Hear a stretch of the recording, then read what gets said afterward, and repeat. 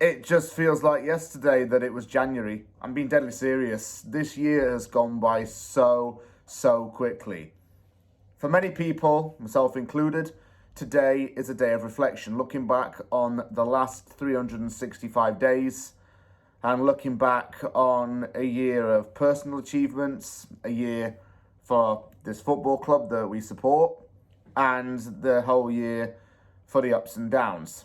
Yeah, a lot of positives and negatives happened within the club and on and off the pitch, as well as within my own life as well. So, what exactly happened this year and what did I think of it overall? That's why I'm making this video, to sum up the year 2023 and to prepare for 2024.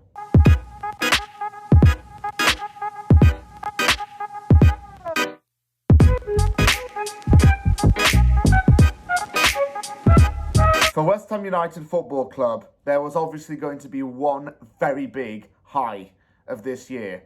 Winning the Conference League trophy meant that West Ham won its first major trophy in 43 years, and it was a joyous time. It's one of those where were you when kind of things.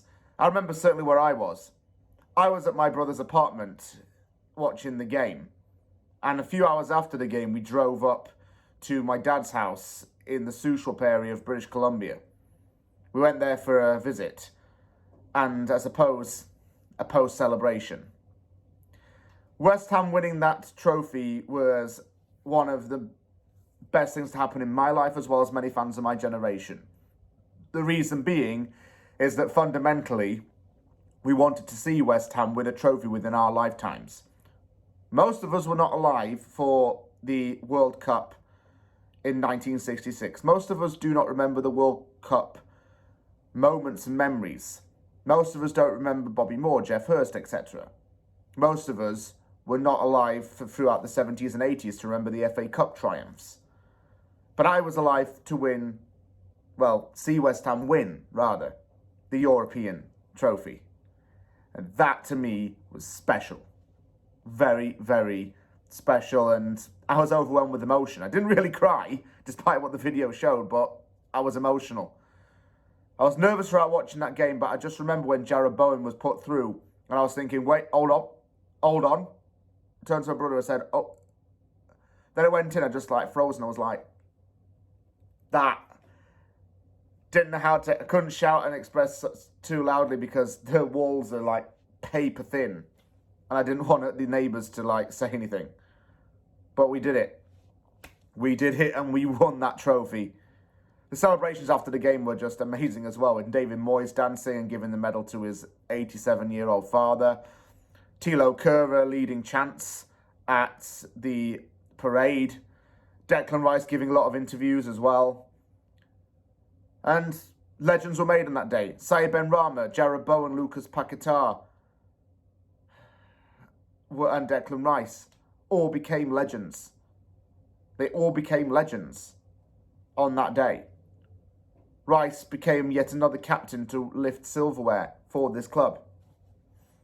Bowen scored one of the most important goals in club history. Benrahma scored an important goal in that game as well. After the season that we had to win that trophy, I think. And we did so. It was a nice way to top off the season. It meant that West Ham would be playing in Europe for 3 seasons in a row as well. A few weeks after West Ham won that trophy, the news that West Ham fans kind of knew was coming eventually landed.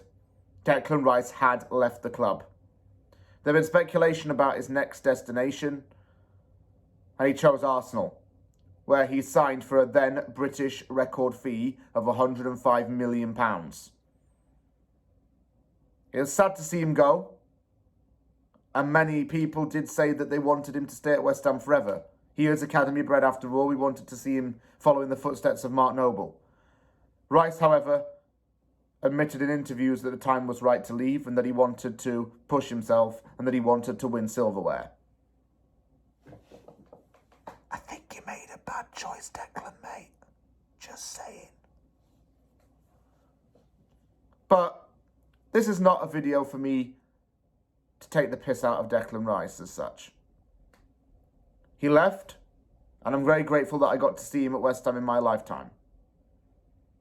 He's one of the best players I've ever seen in a West Ham shirt. Mr. Consistent, Mr. Effort and hard work.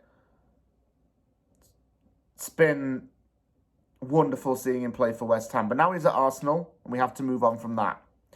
£105 million came in. West Ham needed to sign players. Carlos Borges, the winger from Manchester City, looked like to be the first signing. But then on August the 1st, Ajax hijacked the deal. West Ham fans were angry, fuming, furious. We feared we were going to be like what Leicester were in the past season. But I wasn't stressing. No, I wasn't. I knew we'd spend the money with Tim Steiten here and his connects.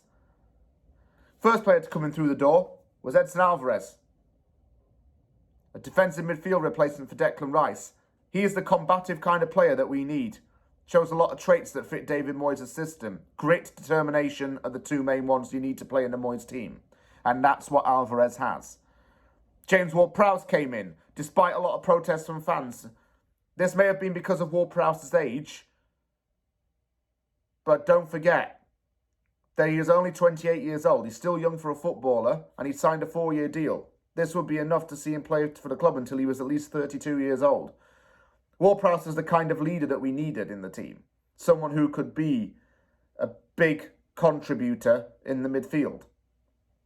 He's turned out to be excellent as well. Mohamed Kudus then signing in August. This was the one. Everton had previously tried to sign him. Brighton failed to agree personal terms with him a few weeks prior. But Tim Steiten got on that plane to Bulgaria to go and see an Ajax game and then immediately talked to Kudus afterwards to get a deal wrapped up. Within a few hours, Fabrizio Romano tweeted, "Here we go. £38 million for West Ham to sign this guy." And he came. Kudus is our star boy. He's going to be a wonderful player, and he already is. When he goes to the AFCON, going to miss him a lot. Mavropanos also signed as well. He started to put in good performances at the time of recording this. That was a great transfer window. We bought players that suited this Moyes system. Started off the season excellently, beating Chelsea, and finally beating Brighton as well. That was an amazing away day with all those limbs. What else? Beating Manchester United and Spurs as well. Massive high points. Our European adventure continued. We beat Arsenal in the League Cup and then in the league, making Declan Rice look poor in both games.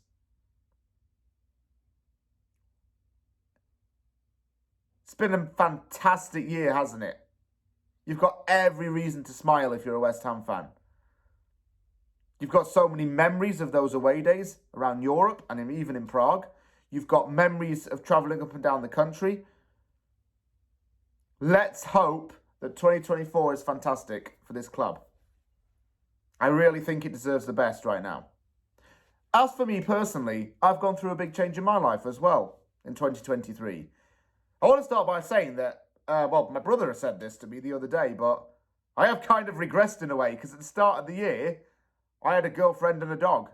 And now, I'm single and I don't have a dog. So, I've gone backwards in a way, haven't I? Bit like Tottenham Hotspur Football Club, or even Arsenal right now, actually. Arsenal's gone backwards. Spurs are kind of going on the up. So, I've kind of gone backwards, but, some things were happening in my personal life that I wasn't always happy about. I'm not going to go into the details about what was going on, but it caused me to make a major change in my life. That's when, within a 3-week period, I quit my job in Edmonton, Alberta, drove to my dad's house in British Columbia, worked hard to apply for jobs in Vancouver, moved in with my brother and sister-in-law, and just worked hard to get a job. I must have applied for about 500 jobs or so, actually, in the time that I was staying with him. And by the way, if he's watching this, I did try and keep the gaff as tidy as I possibly could. It's just, I did try, all right? And I'm sorry if I was a bit of a drag at times, but nah, I'm doing a lot better now. I remember that my life kind of peaked a lot more after West Ham won that trophy, because 2 weeks after it, I got my current job, which I absolutely love. I've got a roof over my head. I'm very settled in Vancouver. I think it's an amazing city. I love going to watch sporting events over here and going to walks and parks, going to try restaurants out. I haven't done it as much as I wanted to because of money, but I think I'm due a Scramville video as part of this channel. But anyway, I'm just a lot happier right now, actually. And this is not going to be me saying I am the best version of myself. Every morning I wake up and I am the best version of myself. And I know I'm going to boss the day. It's not going to be like that, all right, in me talking about this. I'm not one of those motivational speakers. But I'm happy to be where I am right now.